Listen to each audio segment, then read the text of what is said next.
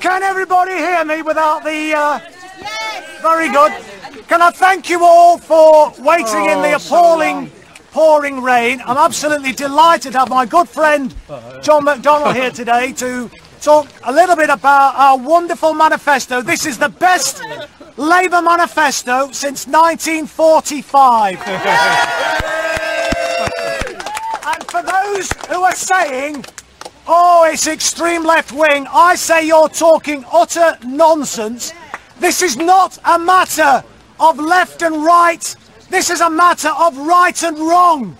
And this country is going in the wrong direction.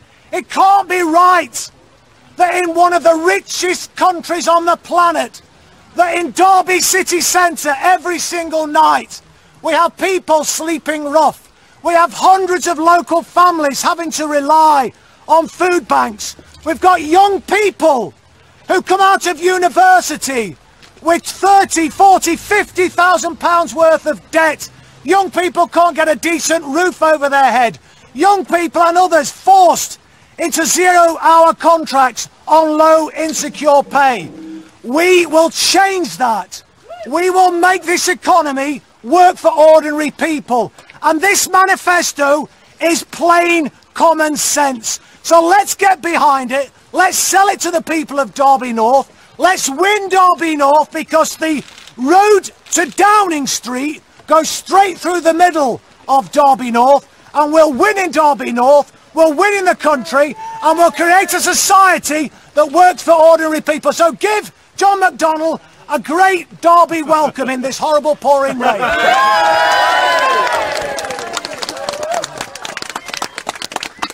Thanks a lot, and I'm really sorry we were late. A tube train broke down in London and then we missed the train. That will never happen under a Labour government. Because we'll invest in our transport network, but also we'll bring rail back under public ownership and control. We'll renationalise the railways, because that's the way in which we can reduce fares, have an integrated system, an efficient system. So, apologies that I was so late, and I'm so pleased you've stuck around despite the elements themselves.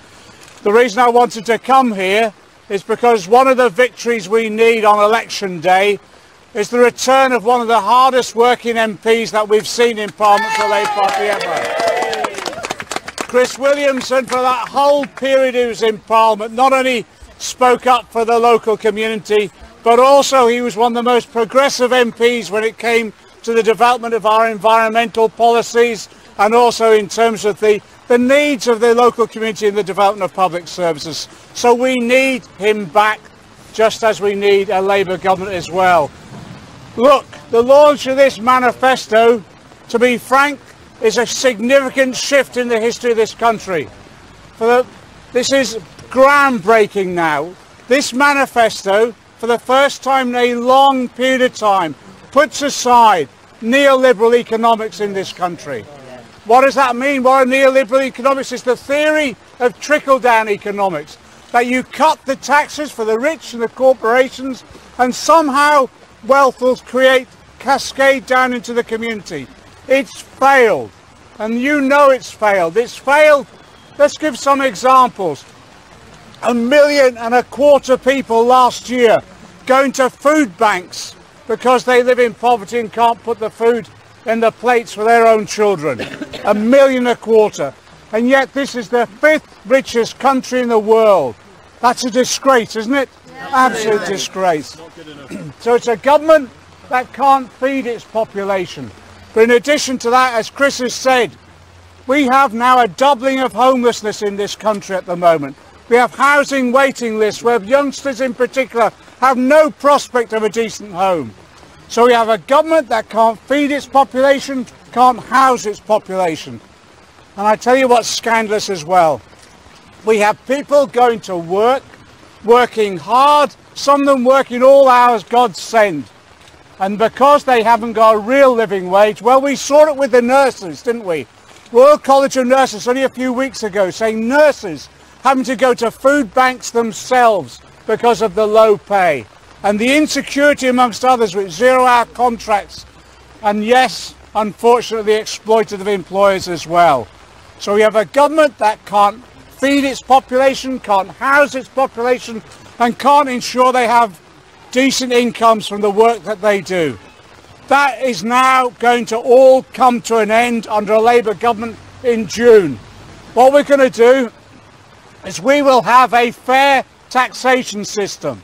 That means, yes, and the rich and the corporations will pay their taxes. We will clamp down on tax evaders and tax avoiders because we believe, yes, it is a responsibility that we all share to pay our taxes. And you know, we want a fair taxation system. That means, yes, we're asking the top 5% of earners just to pay a bit more. 95% of people will be guaranteed under Labour government. No increase in income tax, no increase in VAT, no increase in national insurance. But yes, also we'll ask the corporations to pay a bit more. We want to end the tax giveaways to the corporations that the Tories have given them. But we'll ensure when we increase corporation tax, it will still be the lowest in the G7. So we'll maintain our competitiveness in that way. And in that way, what can we do with that funding? What can we do? Well, we can invest in our economy, in our infrastructure, build the road, the rail, the alternative energy, and yes, new technology. And with that will come the high-skilled and high-paid jobs that we need in areas like this. But I tell you also, we'll invest in our public services. We'll invest in our health service so we will not have people treated on trolleys. And you know, sometimes a picture sums up the plight of an individual aspect of our society. And the picture that summed it up for me, some of you may have seen it, was that young child being treated in an NHS hospital on 2 plastic chairs put together. 5th richest country in the world. That should never happen to any child. But I tell you, in addition to investing in the NHS, we'll lift the pay cap so nurses and others in the public sector can be paid a proper living wage. And you know, one of the commitments that Jeremy Corbyn has given is that we will end the Tory privatisation of the NHS once and for all. We will no longer have the profiteers profiteering off the sick in this country. So yes, we'll invest in the NHS, but I tell you also, there's young people here. We've got young people supporting us. This is a young person's election coming up in June. But what we've got to do is make sure they have a future. That means making sure the budget cuts in our schools ends now. We will end the budget cuts in the schools. But also, you know, we want our youngsters to be able to go into skills training and higher education. And we're already seeing, as a result of the Tories' increase in tuition fees from 3,000 to 9,000, a drop-off in state-educated kids going to university. So what we will do, and this is a promise we will adhere to throughout, we will scrap tuition fees. But when people go to work, we want work to properly pay. You know, 2/3 of our children living in poverty are in families where someone is at work. That cannot be right, can it? So we want to introduce a real living wage, and it will be £10 an hour so that people can afford to live in our society. But also, you know, when you get a decent wage, you have to protect it. And the best way of protecting it, you know, is join a trade union. So we want to restore trade union rights in this country. We're not asking for the earth. We simply want the same trade union rights that apply across Europe. We want governments that abide by international law, the International Labour Organisation conventions. And you know, the first step in doing that is scrapping the Trade Union Act in the first 100 days of a Labour government. Get rid of it once and for all. All of those things, if we combine them together, what do they create? They create a society, yes, in which we've invested in skills and infrastructure, and it will be prosperous. But that prosperity will be shared by all. It will mean people will have a real living wage. They'll have a decent education. They'll be treated properly when they're sick. And they'll have a future when they go into higher education. And at the end of that, they'll have a decent job too. That's a society that we will create. And we have to rebuild and transform our society. That's the promise of this manifesto. And do you know what it gives to our society, our community that hasn't had for 7 years? It gives them hope, absolute hope again. You know what the polls are like at the moment, but they're coming in our direction. And I don't think, well, who believes in polls anymore anyway? But I think that at the moment what we're seeing is almost a subterranean movement going on. People turning up wherever Jeremy Corbyn goes, there are hundreds and thousands at the moment, even in rain like this. And I think that demonstrates, there's a movement that's going on that some people haven't recognised yet. We've got 3 weeks to turn that movement into electoral success, because this country desperately needs a Labour government. So I urge you all, really, you know, we've had a huge rush of young people in particular registering to vote this time. Yeah. The vote for Labour is out there.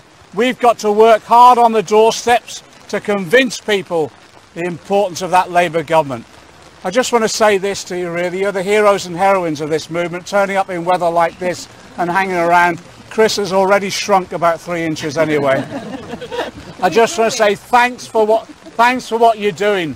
But in this next few weeks, we've got to be absolutely determined to turn that vote out for Labour and achieve a Labour government under Jeremy Corbyn that, yes, will transform our community. And who for? For the many, not the few.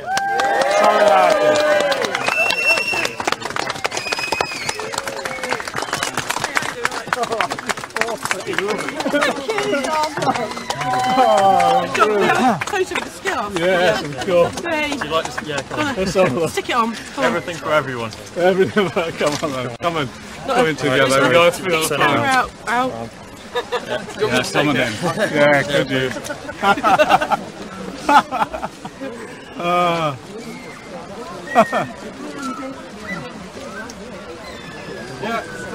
Excellent. Thanks a lot. Thanks for coming down. But our paths crossed in Hampton Policy Unit. Yeah, sure. How are you? Great. And I'm so thrilled with what's happening. So thrilled. Oh, The only one I'm in contact with is Bob Munro. But oh, yeah, telling you yeah. that, Oh, do we met. so, yeah. Brilliant, yeah. I see Richard Jen every now and then, so yeah. Thank you for the program yesterday. You kept right on. Oh, sorry. I thought I was dreadful, but No, you just kept on and on. I know. Did you hear Hammond this morning? No. Well, he was asked the same sort of question. He was asked, what's the price of HC2? Oh, he said 32 billion, and John Hammond said, actually, that's 52 or something. And he's the one criticising our figures. Oh, yeah, come on then. Alright, okay. Thank you very much. Cheers. Good to shake your hands on. You're a good man. You're a good man. Thanks for coming along. Thank you so much. I walked an hour and a half here in pouring rain for this. There's no bus station in my village, so get a national bus system. Actually, that's a good point. If you look at the manifesto on bus regulation and bring it back into actually in rural communities in particular, but linked outside of cities as well, you see there's an investment programme there. We'd like to make this manifesto. I'm Tina Hawley from the Derby Telegraph. Oh, hello. Hello, how do you do? We're doing interviews. Can I just ask you, when you think of Derby, Yeah. what do you think of? What does it mean to you, Derby? Bombardier, industrial development. I came from Bombardier a few years ago when Chris was running his campaign to keep the factory thriving, and it's the sort of investment that we need to, and again, skilled jobs. In your manifesto, where were the trains mentioned? Right. You didn't mention trains. Okay, what we said is the investment in the overall infrastructure, that includes the transport system. We want to bring the whole railway system back into public ownership so that we can invest directly in it. When Chris ran his campaign on Bombardier and I came down here, we demonstrated then that Bombardier has the capacity to supply trains for our whole network, and it will be future investment that will, I think, in the transport infrastructure of this country, including rail, that will ensure Bombardier thrives. The good thing about Bombardier, I've said it time and time again, it's got generations of expertise and skill that they've built up over years. Okay. That's fantastic. Thanks Thank you very much. John, can I just ask you about Len Misleski's comments? He did seem to suggest that winning 200 seats would be a successful outcome. It's fairly defeatist. No, he's much more optimistic today. He's made it absolutely clear. He thinks we've got a chance of having a Labour victory. We're winning. We're campaigning to win. Okay, we need a Labour government. People turn up in rain like this and stand for hours because they actually want a Labour government, and that commitment is demonstrated right the way across the country. We're winning. he didn't seem to think in his original comments that you could win. He seemed to be suggesting that 200 seats would mean that Jeremy Corbyn could hang on, perhaps. What he did is he looked, obviously like others, and Tom Watson does, they looked at the polls and they saw there's a mountain to climb, but what was their response? We're going to climb it, we're going to get out there and climb it. And the determination of our members, 500,000 members, biggest party in Europe, on the doorstep convincing people, with the greatest respect, cutting through some of the media bias as well.